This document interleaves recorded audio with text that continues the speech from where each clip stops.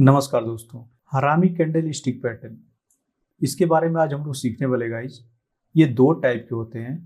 एक पहला होता है बुलिश हरामी और दूसरा होता है बेरिश हरामी। बुलिश हरामी जो है इसको हम लोगों ने पिछले वीडियो में सीखा है गाइस। अगर आपने उस वीडियो को नहीं देखा है तो सबसे पहले आप उस वीडियो को देखो, फिर इसको देखना गाइस, तो आपको अच्छी तरह से चीज़ें क्लियर हो जाएंगी। तो बुलिश हरामी हम लोगों ने पिछले वीडियो में सीखा है और आज हम लोग सीखेंगे बेरिश हरामी।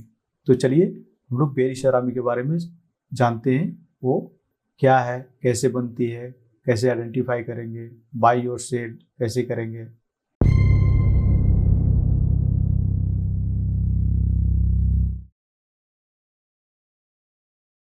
तो ये है गाइस बेरिश हरामी कैंडल स्टिक पैटर्न।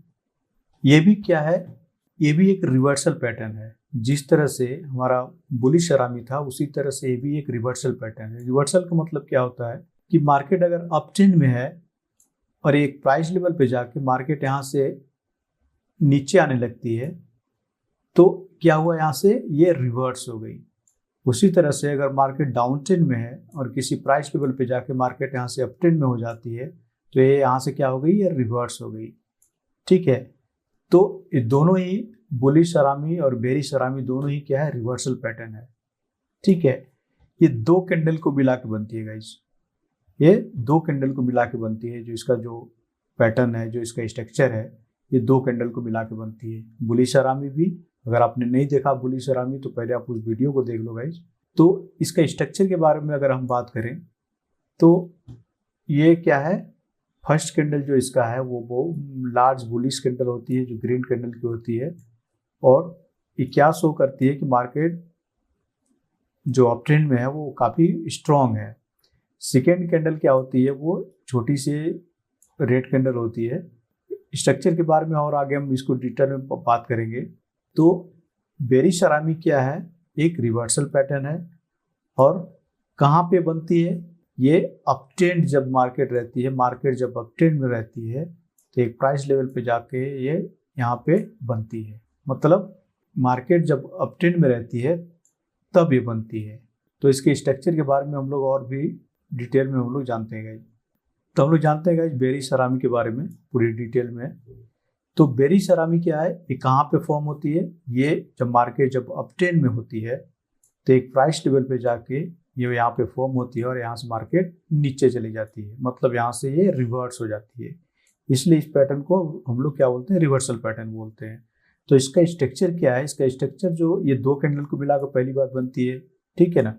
तो पहला जो कैंडल रहता है इसका, वो बड़ी सी ग्रीन कैंडल रहती है। ठीक है ना, बड़ी सी ग्रीन कैंडल। दूसरी जो कैंडल होती है इसके इन साइड में रेड कैंडल होती है जो छोटी होती है, और थोड़ी बड़ी भी होगी तो चलेगी। ये तो हो गई किताबी भाषा। और मैं आपको एक प्रैक्टिकल बताता हूँ कि अगर ये इसके इनसाइड में नहीं भी हो, अगर थोड़ी बहुत ऊपर हो या थोड़ी बहुत नीचे इसकी वीक हो, जो बॉडी है इसकी अगर छोटी सी ना हो, थोड़ी बड़ी भी हो तो ये चलेगी। ठीक है ना। इसके पीछे की जो साइकोलॉजी है वो आपको समझनी पड़ेगी। इसके पीछे की साइकोलॉजी क्या है, अगर मार्केट अप ट्रेंड में है और एक प्राइस लेवल पे जाके ऐसी बड़ी कैंडल बनती है तो मतलब इससे क्या शो होता है, इससे शो होता है कि मार्केट काफ़ी बुलिश है, जो बायर्स हैं वो काफ़ी स्ट्रॉन्ग हैं। अगर बायर इतनी बड़ी कैंडल बनने के बाद बायर उनको लग रहा है, ऐसा दिखा रहा है कि बायर जो है वो स्ट्रॉन्ग है, तो दूसरी कैंडल भी तो ग्रीन बननी चाहिए ना, इसके ऊपर जानी चाहिए।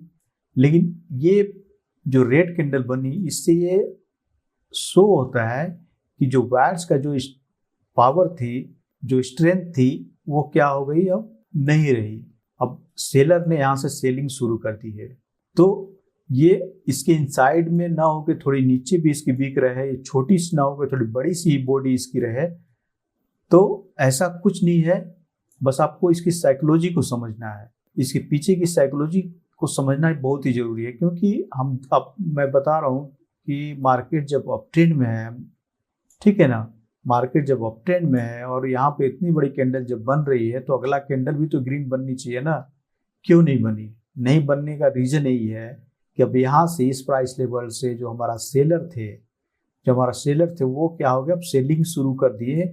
जो बायर्स के पावर थे वो अब खत्म हो गए। तो ये साइकोलॉजी को समझनी होगी आपको। अगर आपने पहला वीडियो नहीं देखा तो उसको आप देख लें। मैंने बताया कि हरामी का मतलब क्या होता है। हरामी का मतलब होता है प्रेग्नेंट। जैसे एक लेडी प्रेग्नेंट होती है तो उसके जैसा ही दिखता है, इसीलिए इसको हम लोग हरामी कैंडल पैटर्न बोलते हैं। तो ये है इसके पीछे की साइकोलॉजी। आप स्ट्रक्चर को याद करने की जरूरत नहीं है कि ये ऐसी होनी चाहिए, इसके अंदर इसके इनसाइड में छोटी सी कैंडल होनी चाहिए, ऐसा कुछ नहीं है। आप बस के साइकोलॉजी को समझो और ट्रेड करो। तो चलते हम लोग रियल चार्ट पे, वहाँ पर हम लोग देखते हैं कैसे इसको आइडेंटिफाई करेंगे और कहाँ पे एंट्री लेंगे और कहाँ पे एग्जिट करेंगे और कहाँ पे स्टॉप लॉस लेंगे। बैंक निफ्टी का ये 5 मिनट का कैंडल है, ठीक है ना। इसमें हम लोग आइडेंटिफाई करते हैं कहाँ पे हमारा ये बेयरिश हरामी फॉर्म हुआ है और कैसे इसको हम लोग एंट्री लेंगे और कैसे एग्जिट करेंगे। मैंने पहले जो चीज़ बताई थी कि मार्केट अप ट्रेंड में होनी चाहिए, मतलब ये जो है हमारा मार्केट क्या है, ये अप ट्रेंड में है। टॉप पे जाके एक प्राइस लेवल पे जाके ये फॉर्म होती है। तो हम लोग देखते हैं ऐसी कोई चीज़ फॉर्म हुई है क्या। यहाँ पर आप देखो तो एक बड़ी सी ग्रीन कैंडल है, उसके इनसाइड में एक रेड कैंडल बनी है। उसके बाद मार्केट देखो कितनी तेजी से नीचे गिरी है।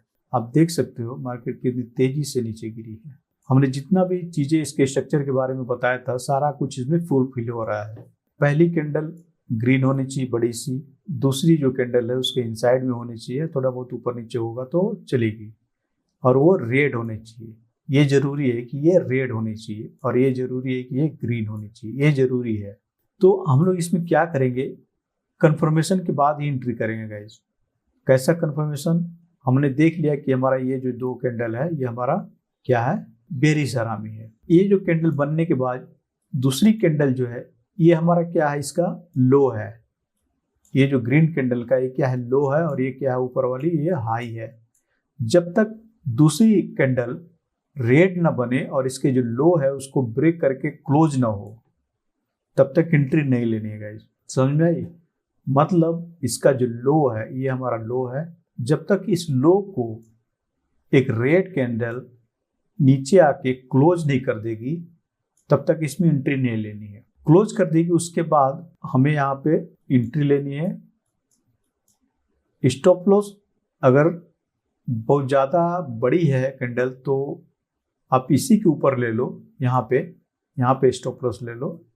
अगर ज़्यादा सेफ खेलना है आपको तो यहाँ पे ले लो गाइस, इसके ऊपर यहाँ पे जो हमारा ग्रीन कैंडल है उसके हाई के थोड़ा बफर देके ऊपर स्टॉप लॉस लगा दो। उसके बाद आप देखो अगर आप यहाँ भी आप स्टॉप लॉस लगाए रहते इसके थोड़ा ऊपर तो भी आप बच जाते, नहीं तो सबसे सेफ है आप ग्रीन कैंडल के हाई के ऊपर ऐसे लगा दो और यहाँ पे एंट्री लो और उसको ट्रेल करते हुए मार्केट को जहाँ तक जा रही है आप उसको कैप्चर करो गाइस। तो साइकोलॉजी इसके पीछे की जो मैंने आपको बताई कि अगर मार्केट अप ट्रेंड में है, इतनी बड़ी बड़ी कैंडल बनाती हुई मार्केट जब ऊपर जा रही है तो ये जो प्राइस लेवल है, अब इस प्राइस लेवल पे जाके ऐसा क्या हुआ जो मार्केट यहाँ पर रेड कैंडल बना के नीचे आ गई। तो इसका मतलब यही है कि ये जो प्राइस लेवल है ये सेलर का एरिया है, ये जो है ये सेलर का एरिया है। यहाँ से सेलर ने सेल करना शुरू कर दिया। आप अगर इधर देखोगे, मैंने देखा तो नहीं है लेकिन आप इधर देखोगे तो यहाँ पे एक रेजिस्टेंस भी हो सकता है। देखो यहाँ से एक सेलिंग तो जरूर हुई होगी। अब देखो यहाँ पे इसको आप मार्क कर लो, आप इधर देखो मार्केट यहीं से नीचे गई है। ये जो हमारा है, ये जो हमारा एरिया है ये एक सपोर्ट है और उसके बाद यही क्या हुआ, रेजिस्टेंस बन के यहाँ से मार्केट फिर से नीचे गई है। ये हमारा पहले क्या था, एक यहाँ से देखो गाइस आपको ठीक से समझ में आएगी। पहले मार्केट यहाँ से गई, यही प्राइस लेवल है। देखो मैंने एक लाइन ड्रॉ की है, ये लाइन ड्रॉ नहीं करना है कभी भी, आप लाइन ड्रॉ मत करना। आपको जब एक्सपीरियंस हो जाएगी तभी लाइन ड्रॉ करना। क्या ड्रॉ करना पड़ता है हमको, ये जो है रेक्टेंगल टूल उसको ड्रॉ करो। ये तो मैंने आपको समझाने के लिए ऐसा कर दिया, रेक्टेंगल टूल ऐसे ड्रॉ करो, ठीक है ना, क्योंकि पॉइंट टू पॉइंट कुछ भी नहीं होता। जब आपको एक्सपीरियंस हो जाएगी कई सालों का तो आपको एक लाइन से भी चल जाएगा, लेकिन फिलहाल आप लाइन नहीं एक रेक्टेंगल टूल करो। तब देखोगे यहाँ पे मार्केट पहले गई इसी प्राइस लेवल पे, तब ये रेजिस्टेंस का काम किया, मार्केट फिर से नीचे आई, फिर ऊपर गई, इसके ऊपर गई यहाँ पे, फिर आई और यही जो रेजिस्टेंस है उसको सपोर्ट बना के फिर से मार्केट ऊपर गई, फिर आई, फिर यहाँ पर क्या हुआ, फिर से सपोर्ट बना के मार्केट थोड़ी ऊपर गई, फिर आई, उसके बाद मार्केट नीचे गई। तो ये जो हमारा एरिया है ना, ये जो हमारा एरिया है, ये वही एरिया है जो आगे चल के रेजिस्टेंस का काम कर रहा है, वही एरिया है गाइस। तो हमें चीज़ों को थोड़ी बारीकी से देखनी है। तो गाइज बस आज के लिए इतना ही।